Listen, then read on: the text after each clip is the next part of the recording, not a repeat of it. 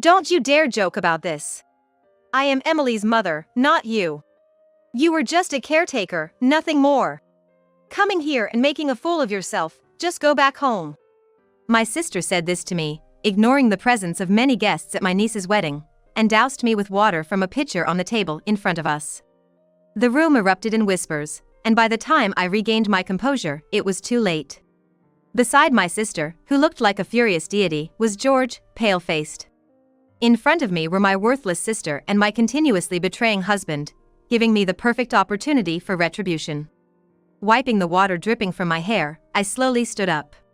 Ladies and gentlemen gathered here, I apologize for showing you such an unsightly scene. First, I apologized to everyone who had gathered to celebrate Emily. Then, Emily stood up. I apologize as well. But Aunt Mia is not at fault.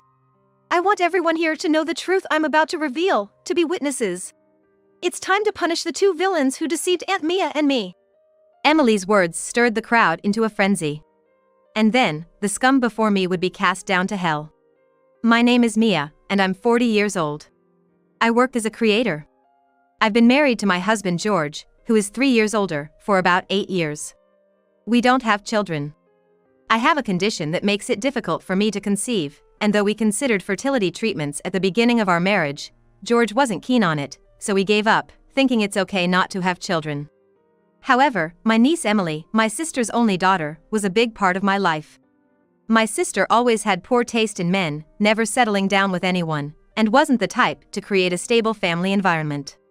So, Emily's father is unknown, and my sister didn't even attempt to raise her. This all started when my sister was 20, and I was 17. Mia! You're a student with free time, so from today, you'll take care of this child. My sister, who had run away from home a long time ago and lost contact, brought little Emily to our father's house, where I lived. Sis! You just come back suddenly, and what's this about? Who is this child? She's mine. A lapse in judgment, I never intended to have a child. What? Who's her father? I don't know. How irresponsible! Stop nagging. Just do as I said and take care of her. I've brought everything she needs, so you're responsible now. Wait, sis! I'm still in high school, I have school during the day, I can't take care of a baby. My screams were in vain, as she left the baby and a paper bag with me and walked out again. My mother's gone, and my father's always busy with work, coming home only after I'm asleep. How am I supposed to take care of a baby in these circumstances? Our mother was frail, and she passed away as I graduated from elementary school. Dad worked multiple jobs to support us, left behind. His workplace was far from our home, and he found a part-time job nearby, so he mostly stayed at the company dorm, rarely coming home. However, he always made sure to deposit money for my tuition and living expenses into my account every month. In such a situation, I had no choice but to drop out of high school to take care of the baby. Without even discussing it with Dad, I quit school. Of course, I had never taken care of a baby before, and without any allowance, I bought the bare minimum books on childcare from a used bookstore with the living expenses, trying desperately to figure it out. Fortunately, Emily never cried at night and wasn't in much trouble, but since I had no income, I had to manage with the money Dad deposited.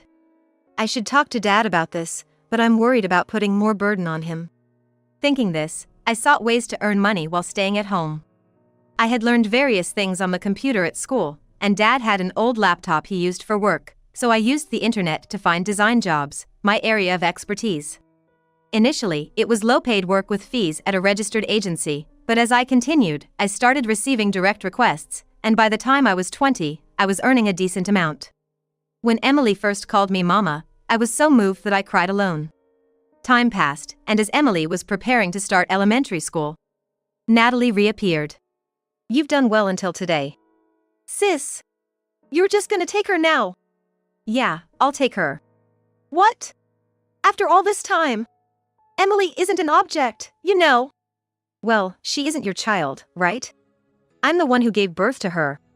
You're no longer needed. Let's go, Emily. Get ready.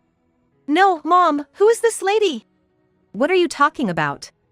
I'm your mother. Hurry up and get ready. Sis, stop. Emily's scared. Where are you planning to take her? She's grown up here. gone to daycare and kindergarten here, all her friends are here.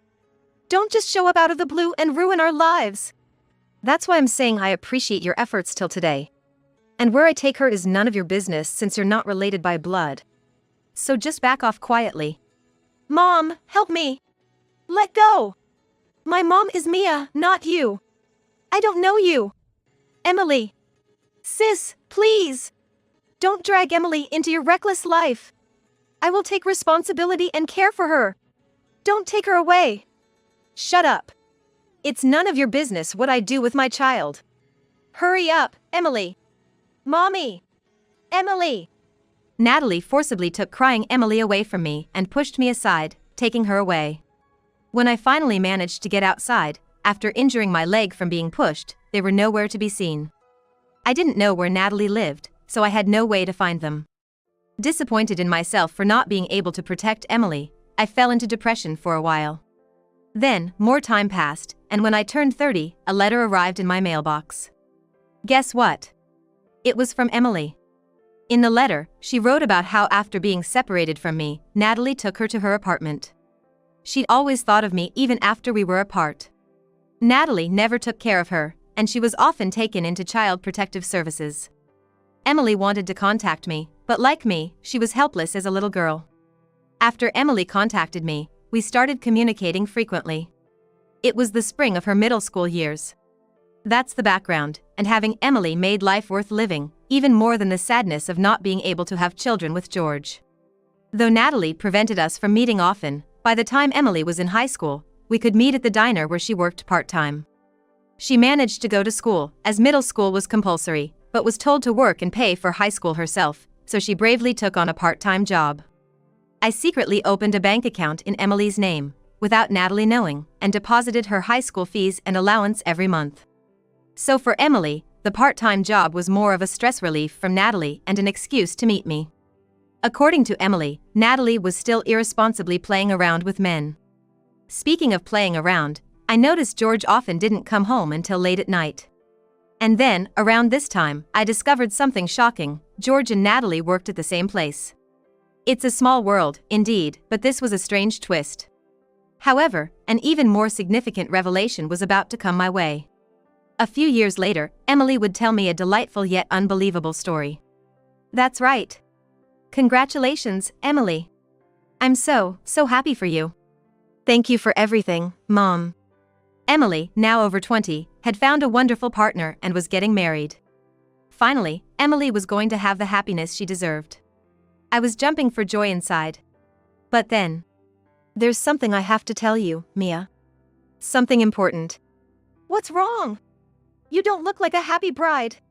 Is there a problem with your partner? Or did Natalie do something again? It's more about the latter. I really struggled with whether to tell you. It involves you too. Does it involve me? Yes, and me, but you don't have to worry about me. Just tell me straight. It's about George. George? My father. George is my father. What? I was speechless for a long time after hearing Emily's words. Only when she repeatedly called me Mia, Mom, through her tears did I snap back to reality. I'm sorry. I overheard Mom talking to George at her apartment a while back and found out then. I recorded their conversation on my smartphone's voice recorder app. Emily continued. She went to the government office and checked the birth certificate. If this was true, Emily and I had been deceived for a very long time. As I listened to the recorded audio, my mind raced, and Emily and I devised a plan. A plan to firmly punish the two who had deceived and mocked us for years.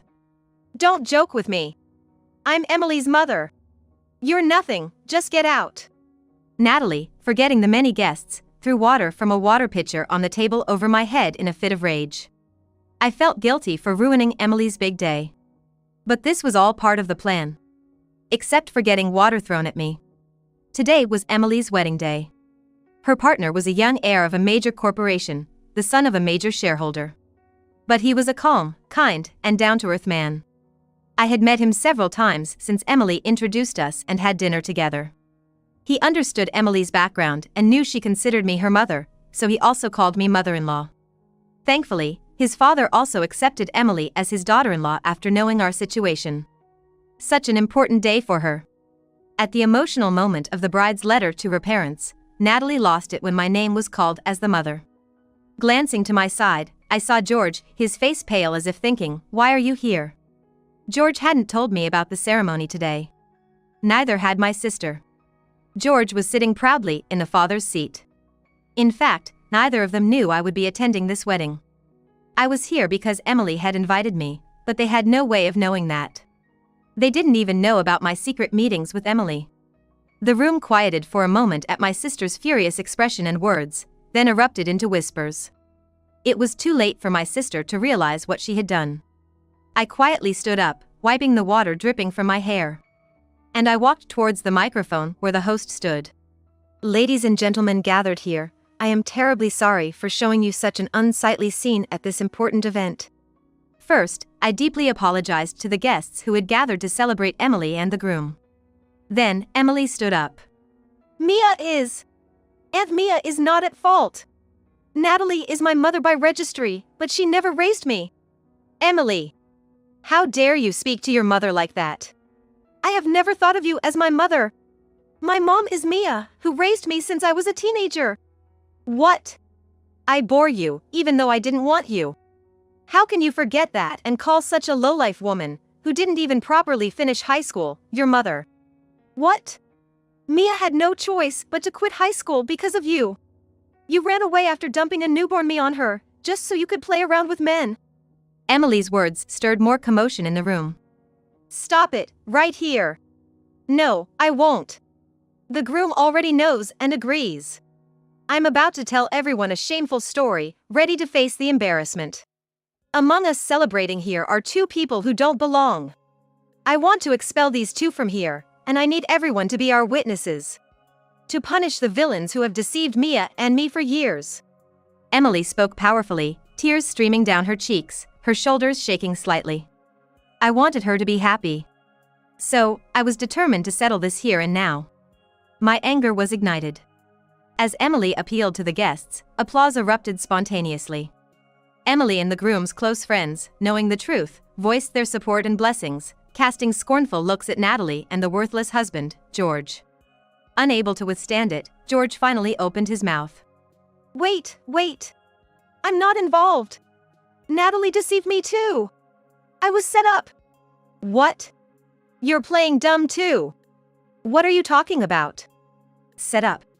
You're really the scum of the earth, trying to escape responsibility like that. I'm beyond angry, I'm disgusted.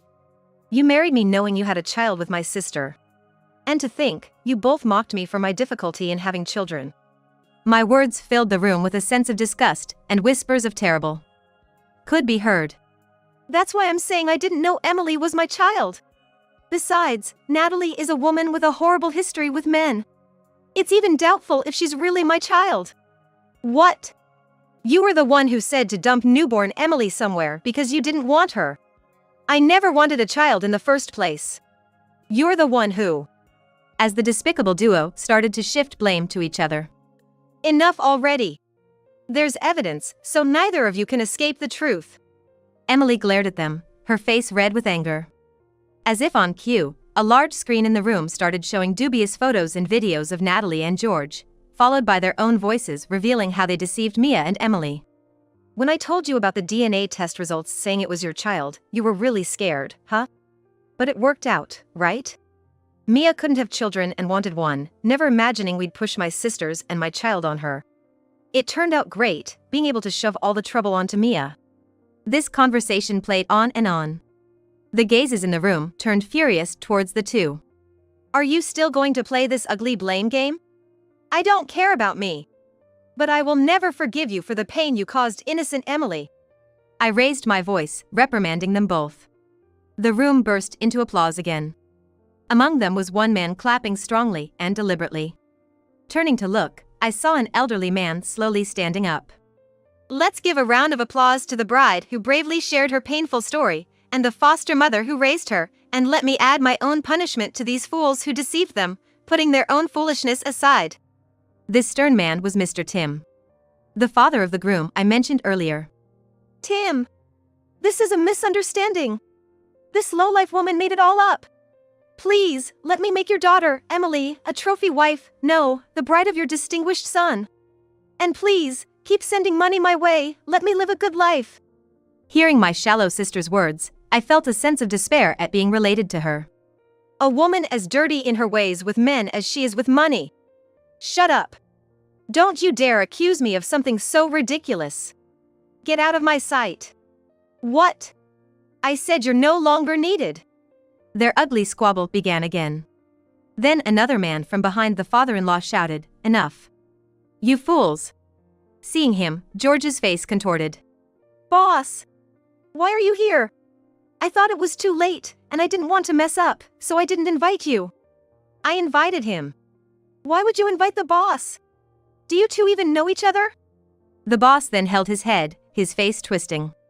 Good grief, don't you even know your company's shareholders? I guess not, you never mentioned it despite meeting several times.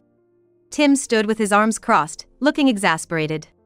Turns out, Tim, the leading shareholder, owned the large company where the two worked. When Emily told me the story, I recognized the company name and talked to Mr. Smith, the boss. He was shocked to find out they were employees of his company. So, everything we said reached the boss's ears? Of course. I even asked him, do you employ such fools in your company? I hastily called a shareholders' meeting. The unanimous decision was not to invest in a company with such miscreants. That means... When I told Mr. Smith that, he said he'd consider their dismissal and keep supporting us as before. He said he'd take some responsibility too, right, Mr. Smith? Tim's question was met with Mr. Smith nodding vigorously. If that's the case, I must secure a place for myself as Emily's mother and have your son support me. Enough! I'm ashamed. I don't recognize you as my mother. I disown you and George, who deceived Mia. Emily. Don't you dare call me so casually. Mia. Help me, please, forgive me. Hearing George's pathetic plea, I slapped him. Both of you, leave this place immediately. Emily's words sparked a massive round of applause in the venue, with shouts of "Get out" erupting from various corners. Overwhelmed by the piercing stares and chants, Natalie and George quickly exited the venue. What a wedding it turned out to be. Yet, after ejecting the two, the event was reset and everyone wholeheartedly celebrated Emily and her partner. They were joyously united and successfully concluded the ceremony. Subsequently, Natalie and George were both fired from their company for misconduct. Naturally, they split up, and George tried to escape to his parents' home, but was disowned by them.